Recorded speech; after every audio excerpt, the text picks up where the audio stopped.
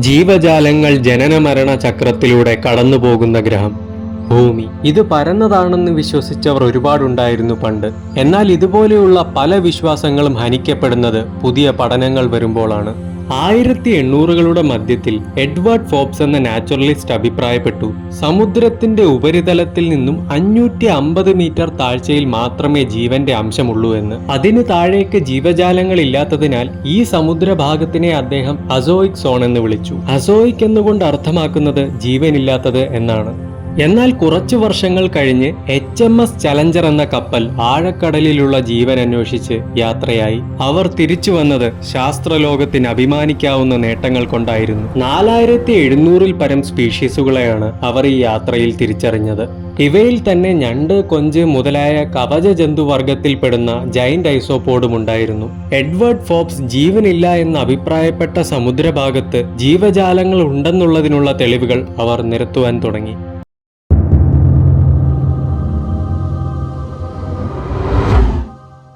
നമ്മുടെ രാജ്യത്തിന്റെ 3 ഭാഗവും വെള്ളത്താൽ ചുറ്റപ്പെട്ടിരിക്കുന്നു. അതുകൊണ്ട് തന്നെ ഇന്ത്യയെ പെനിൻസുല അഥവാ ഉപദ്വീപ് എന്നാണ് പറയുന്നത്.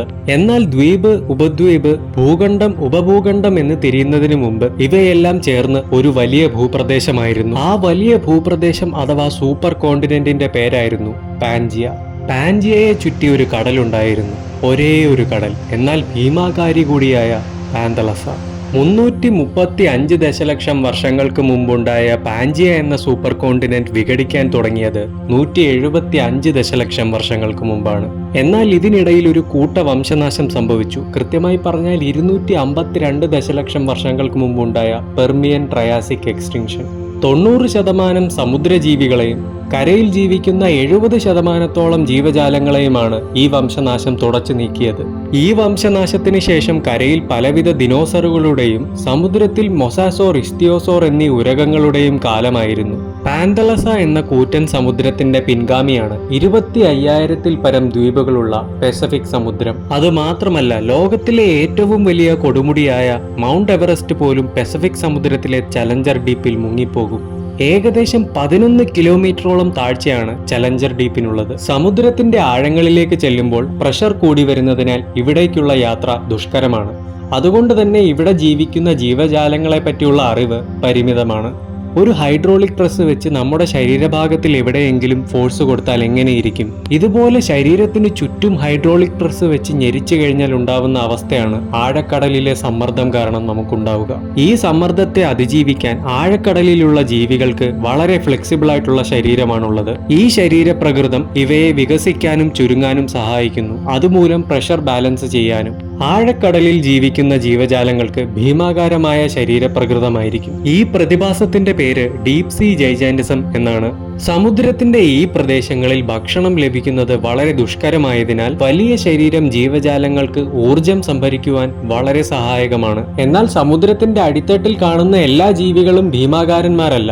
ഇതിനൊരു ഉദാഹരണമാണ് 13,000 അടി താഴ്ചയിൽ വരെ കാണപ്പെടുന്ന ആംഗ്ലർ ഫിഷ്. കേവലം 12 ഇഞ്ച് നീളം മാത്രമാണ് ആംഗ്ലർ ഫിഷുകൾക്കുള്ളത്.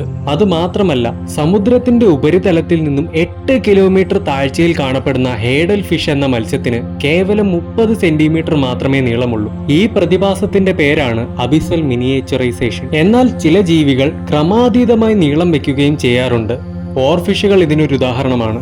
എന്നാൽ മറ്റു ചില ജീവികൾ ട്രാൻസ്പെറന്റ് ആയ ശരീരത്തോടു കൂടിയുള്ളവരായിരിക്കും. ഇതിനൊരു ഉദാഹരണമാണ് ഗ്ലാസ് സ്ക്വിഡ്. സൂര്യപ്രകാശം ആഴങ്ങളിൽ വളരെ കുറവായതിനാൽ ഇവിടെയുള്ള ജീവികളുടെ കണ്ണ് വളരെ വലുതും നേരിയ അളവിലുള്ള പ്രകാശത്തെ പോലും തിരിച്ചറിയുവാൻ ശേഷിയുള്ളവയുമാണ്.